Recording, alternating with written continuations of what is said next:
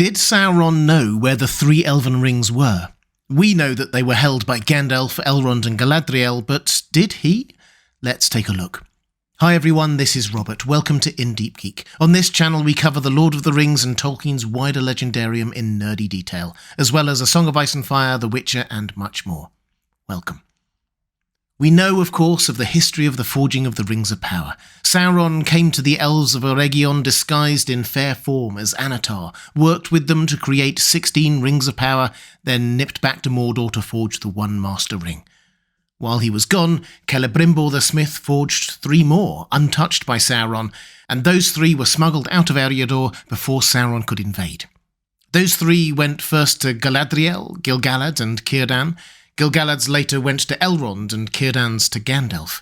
And though the elves took them off and did not use them through the Second Age, in the Third Age, when Sauron didn't have the One Ring, they were used and they were very powerful. They kept Lothlorien and Rivendell protected and aided Gandalf many a time. So, what did Sauron know? Well, to start with, yes, he knew they existed. He may not have been there when they were forged or even seen them, but he knew. When he put on his One Ring, he could sense and see into the minds of those who wore those other Rings of Power. They took them off straight away, but he knew 3 more had been created. Tolkien doesn't go into the details of how this works, but it seems that the 3 were not corrupted by Sauron's touch, but they were made using the same magical technology that Sauron had shown Celebrimbor for the other 16, so the link to the One Ring was still there. And during that brief touching of minds when he first put on the One Ring, or perhaps later when he captured and interrogated Celebrimbor, he discovered something of their powers. We're told that, of all the Elven Rings, Sauron most desired to possess them, for those who had them in their keeping could ward off the decays of time and postpone the weariness of the world. The irony should not be lost on us that the rings he wanted most were the rings he didn't have a hand in making. So Sauron knew the 3 had been forged, and something of their powers. And he launched an invasion of Eriador to, at least in part, claim those Rings of Power. We read this: "But the elves fled from him, and 3 of their rings they saved, and bore them away, and hid them. Now these were the 3 that had last been made, and they possessed the greatest powers. But Sauron could not discover them, for they were given into the hands of the wise, who concealed them and never again used them openly while Sauron kept the ruling ring. Therefore the 3 remained unsullied, for they were forged by Celebrimbor alone, and the hand of Sauron had never touched them. Yet they were also subject to the One." Yes, Sauron might have known who held the rings in the moment or 2 before they were taken off, but that won't have helped him much, because events then move actually quite slowly in the books. It is nearly a century after the One Ring was forged and the elves take off their rings before Sauron invades Eriador, captures and tortures Celebrimbor. The elves had plenty of time to get those rings to new owners, and Sauron knew it. As long as they didn't put on those rings while Sauron had the One Ring, the connection was not there, and it's clear that the elves agreed with each other not to talk about them at all, lest the secret of their hiding places were found. Even as late as the Council of Elrond, Elrond says that it is not permitted to speak of them. But Sauron was a resourceful Maiar, and having spent some time among them as Anatar, he will have known that in reality there were a limited number of elves who might have been given those rings, being both powerful and wise enough not to use them when he had his ring.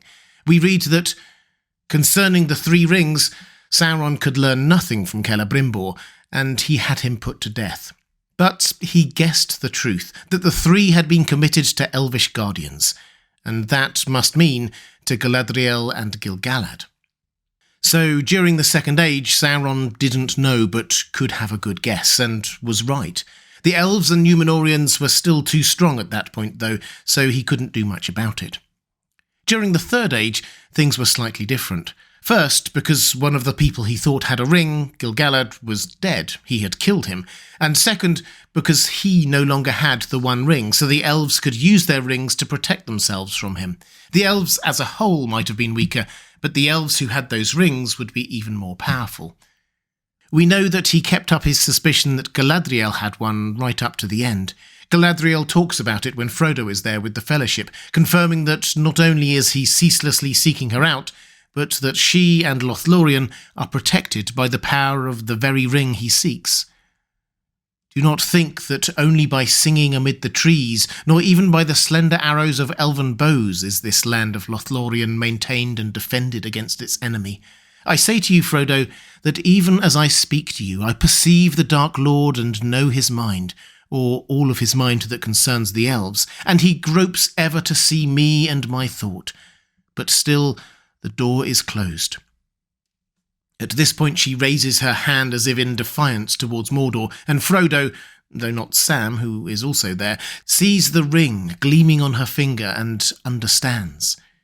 She continues, "It is not permitted to speak of it, and Elrond could not do so, but it cannot be hidden from the ring-bearer, and one who has seen the eye.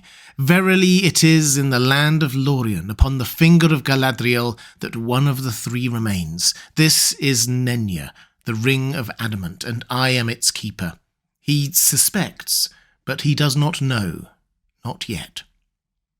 As for the other two, where might Sauron have thought they were after Gil-galad died?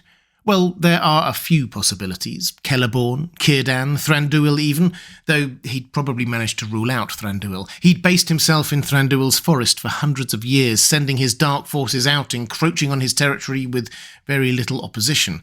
They even renamed the forests Mirkwood. No, there was no evidence that Thranduil's realm was protected by something as impressive as a Ring of Power. Unlike, say, with Elrond at Rivendell. The return of Glorfindel might have given Sauron pause for thought. Surely he would be the kind of elf you'd give a Ring of Power to, but that too pointed to Rivendell as he based himself there. Overall, I think Sauron will have had little doubt that one at least was based at Rivendell.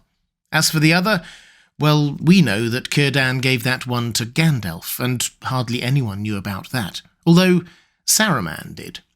We read, "And the grey messenger took the ring of fire and kept it ever secret. Yet the white messenger, who was skilled to uncover all secrets, after a time became aware of this gift and begrudged it, and it was the beginning of the hidden ill will that he bore to the grey, which afterwards became manifest." Might Saruman have revealed that to Sauron through their Palantir meetings? Perhaps, though we're not told, and we don't read that he ever sent any servants out to target Gandalf. Might Sauron have figured it out based off of the report from the Nazgul when they faced Gandalf at Weathertop? He was sore pressed then and seemed to use a lot of fire magic. Again, perhaps, although we don't have any evidence of it, and Sauron and the Nazgul were very focused on the One Ring at that time. Or perhaps might Gandalf have given it away on the Pelennor fields when he charged out on Shadowfax to rescue Faramir? Shadowfax bore him, we read, shining, unveiled once more, a light starting from his upraised hand.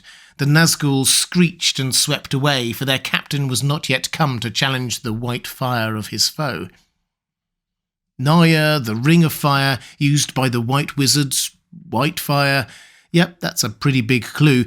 So Sauron may well have figured it out by then, but by then it really was too late. In Unfinished Tales, Tolkien tells us that throughout the Third Age, the guardianship of the Three Rings was known only to those who possessed them. But at the end, it became known that they had been held at first by the three greatest of the Eldar, Gil-galad, Galadriel and Círdan. Gil-galad, before he died, gave his ring to Elrond. Círdan later surrendered his to Mithrandir. At the end, it became known who had them. Saruman found out about Gandalf, Galadriel told Frodo, maybe even Sauron figured it out, but Sauron never knew.